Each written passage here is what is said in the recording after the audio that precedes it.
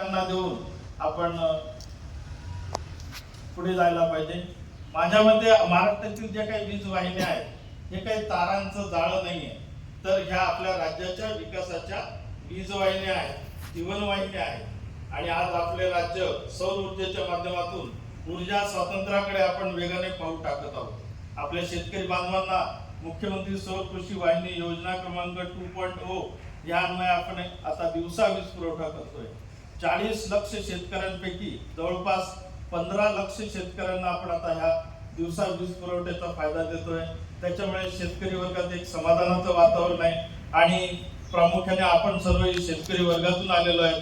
काय शेतकऱ्यांच्या अडचणी असतात ह्या सर्व आपल्याला माहित आहेत।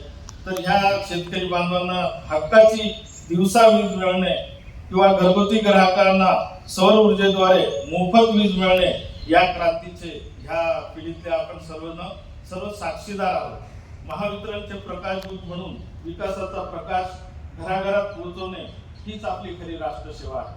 म्हणूनच आजच्या या पावन दिवशी आपण सर्वजण एक संकल्प करूया।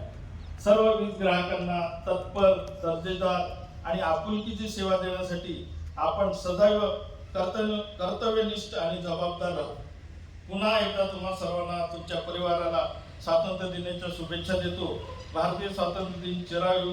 जय हिंद, जय महाराष्ट्र, जय महावितरण।